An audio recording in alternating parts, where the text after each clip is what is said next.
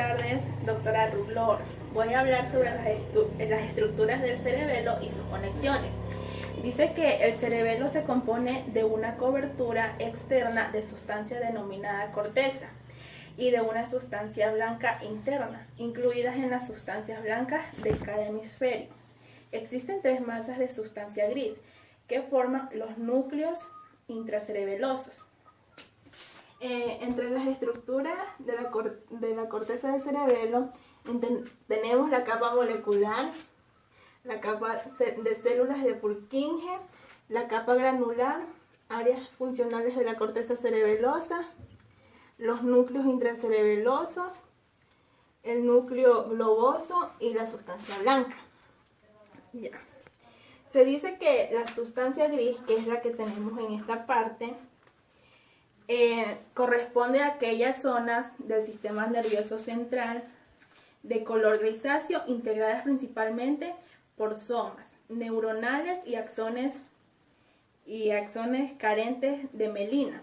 Dice que la mielina es una estructura multilaminar formada por las membranas plasmáticas que se transmiten. Si la mielina se daña, los impulsos se ven más lentos. Aquí también podemos ver la sustancia blanca de la cual hablamos, la raíz dorsal, el nervio espinal, la rama dorsal, la rama ventral y el ramo comunicante blanco y el ramo comunicante gris y la raíz ventral. Como vamos a hablar de la capa molecular. Dice que la capa molecular contiene dos tipos de neuronas, las cuales son las células estrelladas y las cestas. Vamos a hablar de la capa de células de Purkinje. Dice que son dos grandes neuronas de Golgi y tienen forma de frascos y están dispuestas en una sola capa. La capa granular. Dice que la capa granular está llena de pequeños núcleos intensamente teñidos y el citoplasma que se encuentra en ellas es muy escaso. La importancia que le damos al cerebelo es que da el mantenimiento del tono muscular y las condiciones del movimiento. También hay que proceder con que los síntomas y signos del cerebelo pueden darse o ser producidos por lesiones crónicas. Entre las patologías que se dan tenemos la hipotamia, que tiene que ver que los músculos pierden elasticidad y la palpitación. En los trastornos de reflejos, que son los movimientos producidos por los reflejos tendidos, que tienden a lo largo de un periodo se extienden más de lo normal y que puede causar trastornos como en el habla. El síndrome de Vermis, que es la causa más habitual del síndrome de Vermis, que es en la médula y que se puede dar más en los niños. Aquí, como podemos ver, encontramos cada una de las partes, como es el asa del lóbulo central, el péndulo cerebral posterior, que vemos que es el que está aquí, el péndulo cerebral medio, el péndulo intracerebral inferior, la fisura dorsal lateral, que es la posterolateral, la fisura retrotonisular, la tónsula, el lóbulo biventre, la fisura horizontal, el lóbulo semilunar caudal, que es el inferior, la fisura secundaria postpiramidal, la incisura cerebelar posterior, el túber de Vermis inferior, la pirámide de Vermis inferior, el úvula de Vermis inferior, nódulo de Vermis inferior, el veo medular inferior y, como vemos aquí, esta parte de aquí, que es el cuarto ventrículo, el folículo y el veo medular superior. También tenemos la língula de vermis superior y el lóbulo central de vermis superior, que es la parte que tenemos aquí. Ya. Entre las enfermedades más comunes que afectan el cerebelo tenemos la intoxicación alcohólica aguda, la genesia o hipoplasia. También tenemos los trastornos de reflejo. Tenemos traumatismo, infecciones, tumores y esclerosis múltiple.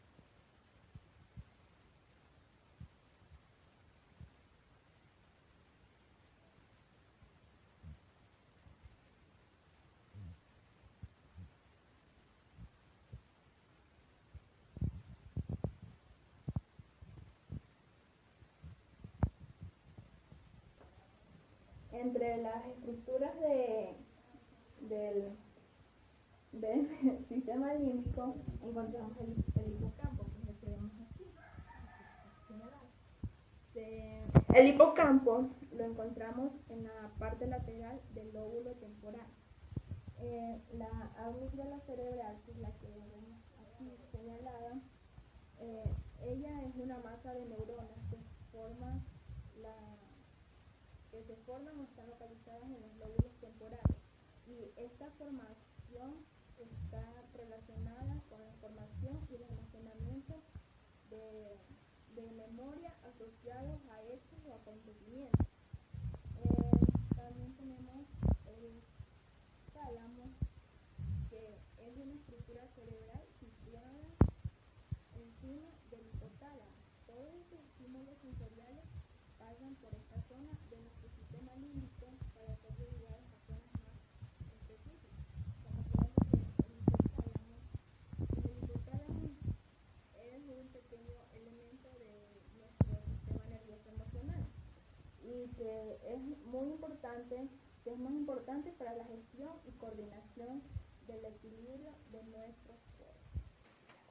Entre las patologías del sistema límbico encontramos la esquizofrenia.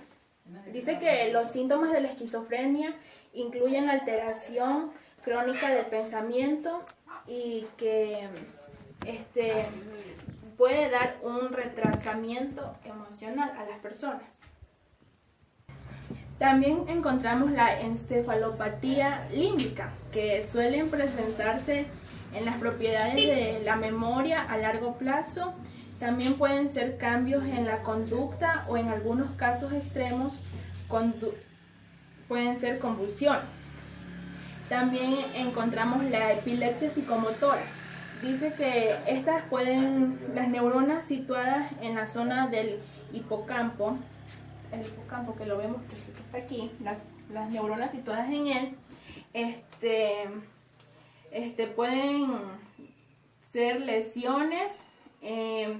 También dice que pueden producir este tipo de enfermedades tan características, ya que afectan al lóbulo temporal. Como podemos ver, el líquido cefalorraquídeo. El líquido cefalorraquídeo baña las superficies externas e internas del cerebro y la médula espinal. Dice que sirven de amortiguadores entre el sistema nervioso central y el núcleo de los huesos que los residen. Entre las funciones podemos ver que proporcionan estabilidad mecánica y sirven de apoyo para el cerebro. Otra de sus funciones es que sirven como reserva y ayuda a la regulación de los contenidos del cráneo. Otra de sus últimas funciones es que nutre al sistema nervioso central. Las estructuras del líquido cefalorraquídeo son las células endoteliales en la pared del capilar. También tenemos que es una membrana basal que continúa que rodea el capilar por fuera de las células endoteliales. Entre las patologías del sistema encefalorraquídeo podemos encontrar la hidrocefalia. Dice que es un aumento anómalo del volumen del líquido cefalorraquídeo y que se describen dos variedades de hidrocefalia, comunicante y no comunicante. Como podemos ver aquí, la hidrocefalia comunicante es la presión aumentada del líquido cefalorraquídeo y se debe al bloqueo entre su formación con los plexos coroides y de su salida a través de los agujeros en el techo del cuarto ventrículo. La hidrocefalia comunicante no existe obstrucción en la salida ni en la entrada de líquido desde el sistema ventricular. Encontramos que entre las causas de la hidrocefalia también hay la formación excesiva del líquido cefalorraquídeo, el bloqueo de la circulación del líquido cefalorraquídeo y la disminución de la absorción del líquido cefalorraquídeo. En la irrigación del encéfalo podemos decir que el encéfalo está irrigado por dos arterias carótidas internas y por las dos arterias vertebrales. Las arterias carótidas internas son las que comienzan en la bifurcación de la arteria carótida común, donde habitualmente tiene una dilatación denominada seno carótido. Como podemos ver en esta imagen, la lesión que se da en el cerebro por golpe afecta a la parte que vemos aquí. En esta parte va a estar más marcada la lesión que sea por un golpe. Cuando sea por contragolpe se va a marcar más en la parte frontal delantera de la cara. Y aquí vemos una lesión por contragolpe. La lesión va a ser aquí donde vemos el círculo. Ya, entre las patologías que presenta el líquido cefalorraquídeo tenemos la hidrocefalia, que es un aumento anómalo del líquido cefalorraquídeo. Ya. Entonces, dice que también tenemos el aneurisma congénito. Se produce por... También encontramos el síndrome de presión baja. Dice que la presión arterial es la fuerza que ejerce la sangre contra las paredes de la arteria. El encéfalo y la médula espinal podemos encontrar venas. Podemos encontrar venas cerebrales internas y venas cerebrales externas. Las venas cerebrales externas son las que pasan por encima de la superficie lateral del hemisferio cerebral, que podemos ver que son las que están aquí, las venas que se ven aquí. Ya, también las venas cerebrales internas existen, internas, son las que están formadas por la unión de la vena talamoide. Dice que es la vena que coroida el agujero interventricular. También vemos que las venas del área de las venas encefálicas pueden ser específicas. Dice que el mesencéfalo drena por venas que desembocan en las venas basales o cerebrales magras. Entre las patologías encontramos el aneurisma congénito. Dice que se produce con mayor frecuencia en lugar de las dos arterias que se unen como circuito arterial del cerebro o cerebral GIS. Otra de las patologías que se pueden dar es la hemorragia intracraneal. Dice que esta se puede dar a consecuencia de un traumatismo o lesiones cerebrales vasculares. También encontramos la hemorragia cerebral. Dice que esta se debe a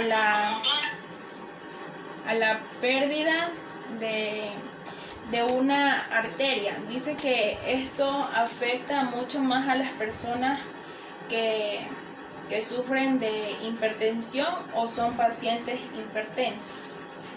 Gracias.